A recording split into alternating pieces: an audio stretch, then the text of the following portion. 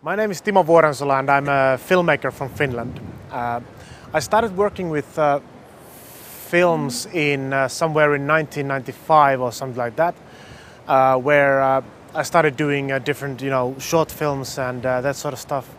And then I met Samuli Torssonen, the producer of Star Trek, and he wanted me to play a certain character in a film which was supposed to be a Star Trek parody called Star Trek. And I said, yeah, that's a good idea. Let's do it. And the reason he wanted me in there was because I was a big guy with a loud voice and he needed that kind of a person. And we did a film called Star Trek 5, where I was just playing one of the roles there, but I wasn't directing or anything. And later on, when Samuli wanted to do the next version of the Star Trek,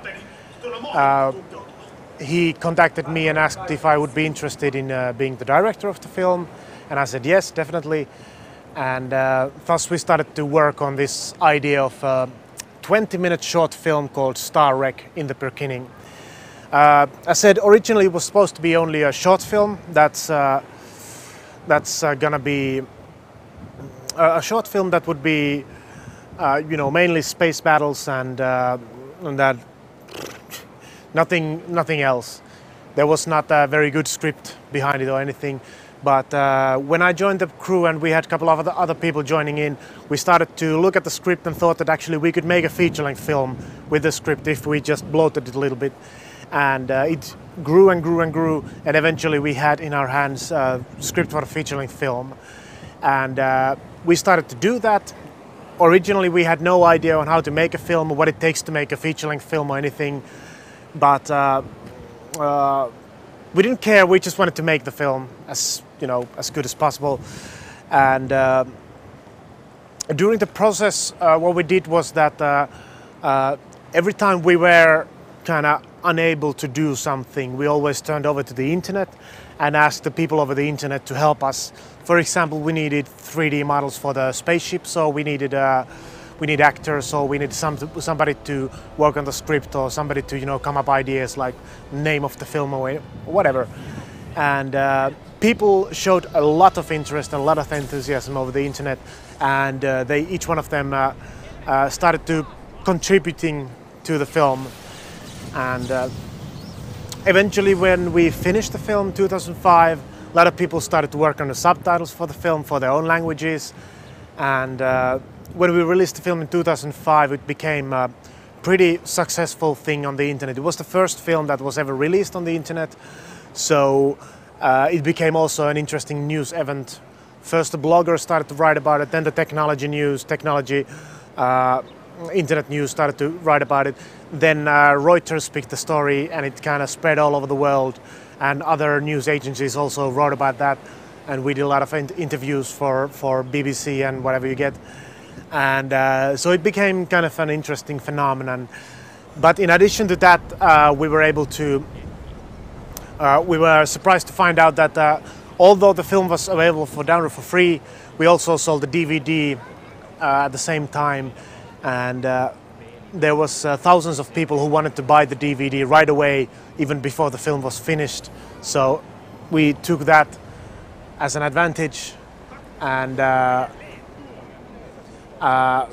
started to sell the DVDs to make it commercially also successful film also commercially. And later on, Universal Pictures picked us up. They thought that this is a good film, interesting film, and they picked us up for distribution as well. We did a different version of the Star Trek.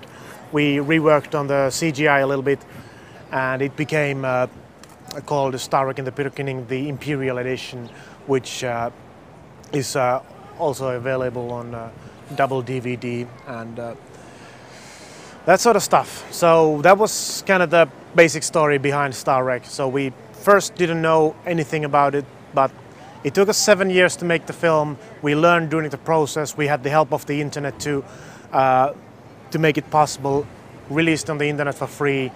Nowadays it's been sold tens of thousands of copies of the DVD, 8 million downloads of the film. And we also sell a lot of merchandise. We have caps, we have mugs, we have t-shirts, whatever you get.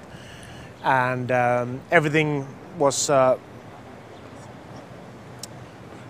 we took a big advantage out of the fact that this is a film on the internet, and we decided that it's not going to mean that we're not going to make any money with that. And eventually it turned out to be commercially as well pretty successful story. The first answer to the question is yeah, we did have a small community beforehand when we started working with StarReg, but I would say the idea was that we were able to gain such a powerful, such a big community because we invited them into the process from the very, very early beginning. Samuli started right way before there was even a script.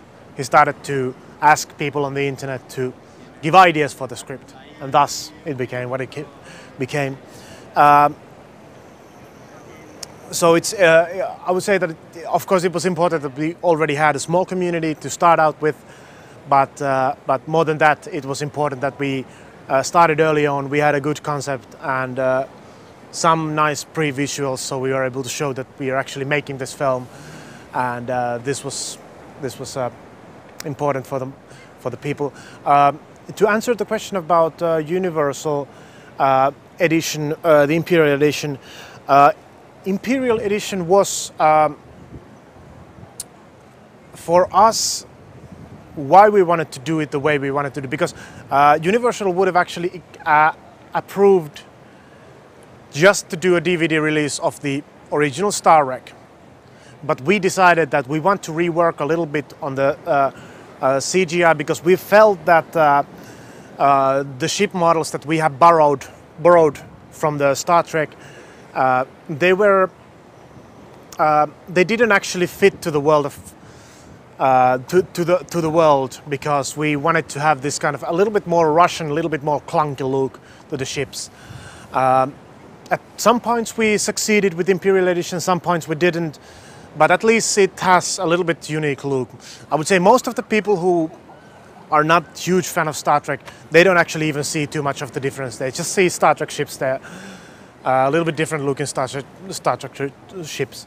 But also what was important for us was that we had been shooting all over during 7 years, we had been shooting a lot of stuff behind the scenes, and we didn't have time to make a version out of those into the original release. So now we had time to do a couple of documentaries about making of the StarReg to the second DVD, and that was good. But I would say that basically, yeah, and we were a little bit concerned on the legal side of the Star Trek ships, so that's also a reason we wanted to change them a little bit. So there is a conference in Finland called Mindtrek. It is an IT conference about internet and mobile and whatever, and they had asked us to come over there and tell us about the production of StarReg. And we were a little bit bored at that point to talk about that, because we had been to so many kind of seminars and everything, and we thought that, okay, let's talk about something else. What was actually so specific, so special about StarReg? And then we started to think about, okay, actually the production process is something that we haven't actually heard that anybody else had done ever before. To actually include the internet into the process, to collaborate with it. So we started to think about this, and we came up with this idea that, oh, wouldn't it be cool if we would take this process and this way of filmmaking and kind of introduce it as a new way of filmmaking to all the productions in the world who are interested in this kind of an approach. And we thought that, okay, what it takes is that it takes a certain platform where to work on that. A place which would be focused totally on the fact that you have film production which you want to collaborate with your fans on. And thus we started to work on this idea of a Wrecker movie. But at first, because with StarReg we had we have been using a lot of different ways to collaborate. We had been using our forum, email lists, we had been using instant messaging, IRC, everything you got that time. But we thought that that was a kind of a chaotic process there. We wanted some sort of a much more coherent way into doing that. And that's the idea that we started working on this platform. First it was just for the Iron Sky, and later on we thought that, okay, we could actually open this up for every production in the world, because we thought that somebody might want to use it also. With Iron Sky, what we did was that we informed them. There's a huge lot of people who had been interested in what are we going to do next? Are we going to do the next Star Trek or something like that?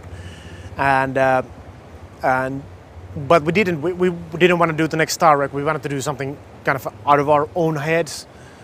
And we had this great concept of Nazis on the moon. What we did was we first revealed that we're going to make a film called Iron Sky. And we just thought that wouldn't it be cool if we throw in a question to our community on what do you think Iron Sky film would be? And the people all over the world started to think about it. Okay, Iron Sky. Many people thought it's probably it's another Star Trek, Star Trek, Iron Sky, something like that. A lot of people also thought that, okay, this is something else. And then we revealed the logo, which is eagle, the Nazi eagle with a pigeon shitting on the eagle, and name. And we said, okay, what do you think about this? What kind of a film is a film with a logo like this? And then we had a lot of people thinking about that, kind of nice pre-buzz there. And eventually when we revealed that this is a film about Nazis on the moon, people went kind of crazy, thought that this is perfect. And then we kind of started asking, okay, what do you think would be cool here and there and that sort of stuff. So we kind of included the community in a little bit playful way from the beginning. Just, play around with this idea. At that point we knew that we had a concept. We didn't actually need their input more to the concept before we were able to release the concept itself, reveal the concept itself. So it was just a kind of a game. But later on, when the people knew what kind of a film this was, we were able to drop in much more specific questions on different issues, like who should be acting on it, or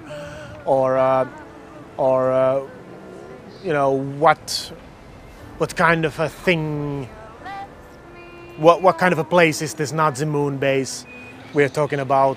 And actually the Nazi moon base was the first collaborative effort that we ever did, and it was very helpful because we had this in the demo. We knew that we were going to show this Schwarze Sonne, which is this swastika-shaped fortress in the far side of the moon. And we had some concepts done of it, but none of those felt actually, it felt like just a building there. And we wanted actually to create a life around it, what's around it, what's in the building, what is it for?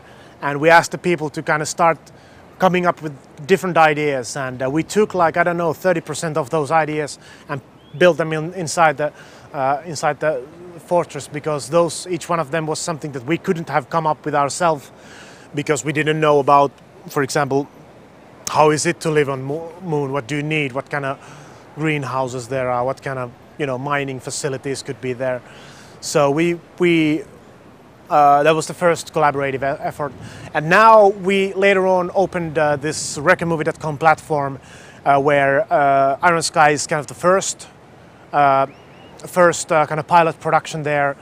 And there's a lot of tasks there which are pretty general in the end about the future of 2018, what's there, or companies of 2018, because we have this kind of a corporate end in the film, and but also more specific tasks like what does a nuclear explosion look like in the space.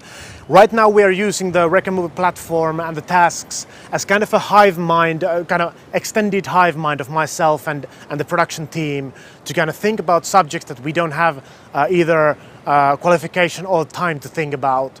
But later on we're going to extend that and ask people to do very concrete stuff for the film. But it will take us, actually, we're going to need a couple of tools before we can do that.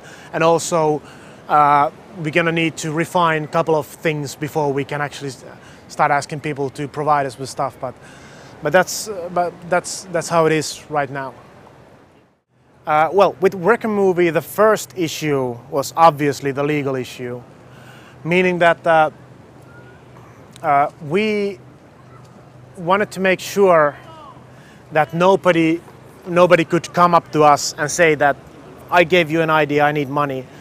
So in Wreck-A Movie we solved this obviously the normal way they do on the internet, which is certain legal text which you need to accept before you submit, and you need to be signed in and kind of say that I am this person and I'm giving this idea.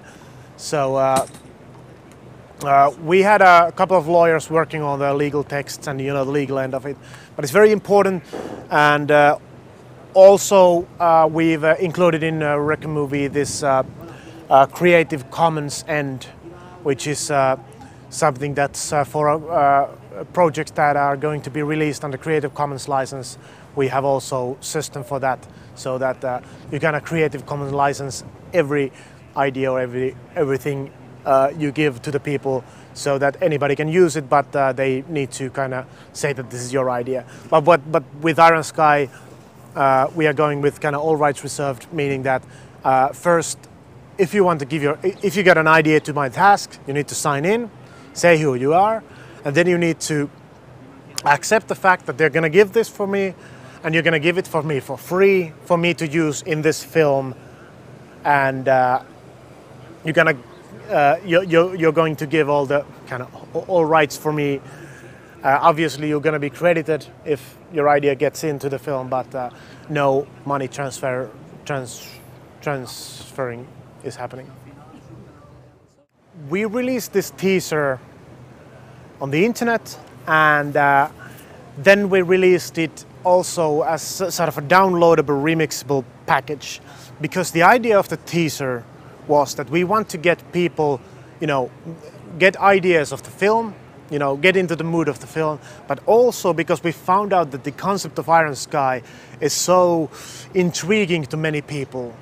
And the song of the Iron Sky teaser is so intriguing that many people kind of like it. They'd like to see it maybe a little bit different way. And what we wanted to do is we wanted to open this kind of playground for everyone, so that they can come up with their own interpretation of this idea. And it also fits very strongly to the idea that I like very much, which is that eventually everything is free, and if you want people to get into your production, you actually need, if you want people to love your production, you really need to let them in and let them play around, fiddle around with it. And that's a very important thing for me, and the reason we Aqua. That's a very important thing for me, and we wanted to open this possibility up. Also, we thought that not many people had done this on the internet before, because everybody's nowadays still so kind of jealous about whatever they do. They actually, it's surprising how many filmmakers, for example, they never want to release their film in a way that somebody would actually, make an own remix out of that film. I don't know what they're afraid. Are they afraid that somebody's going to make a better remix? Or what's the point? But I mean, we thought that, let's get people working on it. And we've so far we've had, actually this morning I got a cool email from somebody who had done a very cool remix of the Iron Sky teaser. We've had some other remixes already. On the music end, there's been absolutely wonderful remixes of the song of the Iron Sky, and I'm really feeling that that's also part of the collaborative effort. Like it's not just us who are kind of entitled to play around and enjoy this idea of Nazis on the moon and this teaser and everything. It's actually everybody around the world who participated in our project. So we want to give stuff out there for free. Eventually, what I would love to do, I'm not sure if they're going to let me to, I would love to give Iron Sky a remix pack of the Iron Sky, the whole film, eventually out there. But I'm not sure if they're going to let me to. Nowadays, I'm a corporate slave. I don't have a decision on my own film. Now, I try to keep it in my hands as possible. But that I found out is a big issue to many film producers and distributors and everything. Also because actors have their own agreements, and music. Everyone has their own agreements, and none of those agreements anyway agree that somebody else would be able to take advantage, regardless of the fact that it would be advantage without money, but remix what they've done. Everyone is so jealous in this industry. Everyone is so kind of wanting to keep things to themselves instead of, I don't understand why. I mean, they are storytellers. They are making stories and telling them all over the world, and they're sharing their brain. Why stop there? Why not sharing their art as well? Why not giving it out to people to enjoy it fully? Let's say you're a young filmmaker, and you're working on your first feature-length film. There is a massive market out there, a massive amount of films, and nobody, by definition, nobody believes the first-time filmmaker, because it's a massive risk. This guy has never done a feature-length film. It is more than probable that your film will not be finished. Now, the only way to compete, because you're kind of making your first film, which is also going to be your first kind of calling card film, you need to take that film and make it special. And there are many ways on how to make a film special, but a very good way to make a film special is to create an audience of, let's say, 5 million people who already, all over the world, love your film. This is your first film, and you already have an audience of 5 million people all over the world enjoying, wanting to see your film. And that is the thing that you can kind of make yourself special in this terrible game of film industry. The only way to reach that is actually to go over to the internet and open yourself up, open your production up as much as possible, invite the people in. And when you invite the people into this production, they become part of the production. And eventually they will make sure that each one of their friends and their friends' friends and their friends' not to mention their relatives and whatever, each one of them already know about this film. And you can expand this kind of a fan base to millions if you are clever, if you are open, if you are using the internet. But the point of the internet is that this internet is not a television. It is not one-sided communication. It's not just you pushing stuff to the people. It is the whole core of the internet is always in two-sided communication, and more than that, in community-to-community communication. And the only way to create a community is actually to work with the community. And the only way to work with the community is to collaborate with the community. I hope and I expect that all these internet platform movements, internet filmmaking movements, are able to pull it through, are able to make it happen. It is not said that it's going to happen, because there is a huge industry, a 100-year-old industry with a lot of money, who are more or less, they don't want this to happen because they have their own structure. And they are a bit of afraid of somebody introducing a new structure. But what I would like to see is that there is this traditional film industry in 5 years, the traditional film industry doing its $300 million Hollywood productions and its $5 million European production, which nobody watches anywhere in the world, and kind of coping up with that. They do that stuff. But there is kind of in between, there is another movement, an internet filmmaking movement, which is somehow under some sort of a open and free, a non-profit umbrella organization, which helps people who are interested in making films on the internet to find ways how to bring the internet, the filmmaking process into non-traditional way, from the idea, funding of the film, to the production of the film, to the distribution of the film, to the festivals and whatever. And this movement would be bringing in films that would be totally international films from the beginning, because in internet there are no countries. Everything is international by definition. There are language barriers, of course, but language doesn't mean it's uninternational. But I would believe that this kind of movement would bring real international productions. It will also bring a lot of niche productions about subjects that would never be made any other way. What I hope in 5 years, this internet film industry has also found its own genres, because making a film in the internet, maybe for the internet, actually requires a new kind of a language of filmmaking, just like they've done with I don't know, Lonely Girl 15 or something like that, which kind of takes this takes the fact that this is the format that this is made in and gonna be released, and takes actually advantage from that format into some forms that would not work in a traditional cinema. And I'm not talking about, because personally I don't believe in I don't know why, this may sound a little stupid, but I don't believe in kind of interactive cinema that much. I don't know why, I just don't believe it. You know, I believe in games and movies, but as far as I've seen, anything in the between doesn't work, more or less doesn't work. So, and I don't believe that that's the way it needs to be done, but I believe that there could be some kind of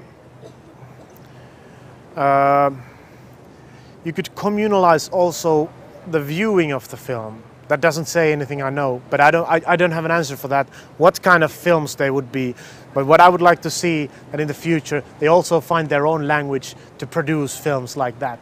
And I believe and I hope that they would be born much more, that in 5 years it would be already well on its way to build a new film industry, which would be based on the fact, on totally different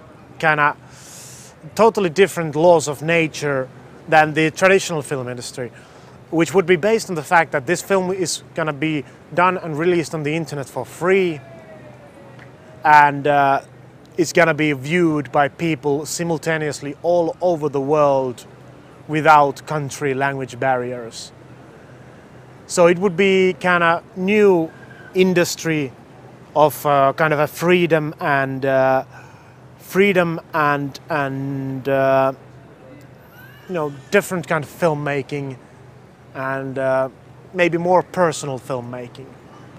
Because eventually, what I don't like about the industry filmmaking is that there are filmmakers who kind of they step up. They think that no, they don't think, but the industry is built around the fact that there are people who make films, and then there's this huge audience, and these people, they spit their films onto the audience and hope that the audience, you know, grabs them, or then it doesn't. And I feel that's not very effective way to tell stories. Much more effective way would be actually to go down there into the people and find those people who are interested in your film, and then tell the story to those people, not mind about the other people. And I would like to see this kind of industry taking place in the future. But we'll see. Dear filmmakers,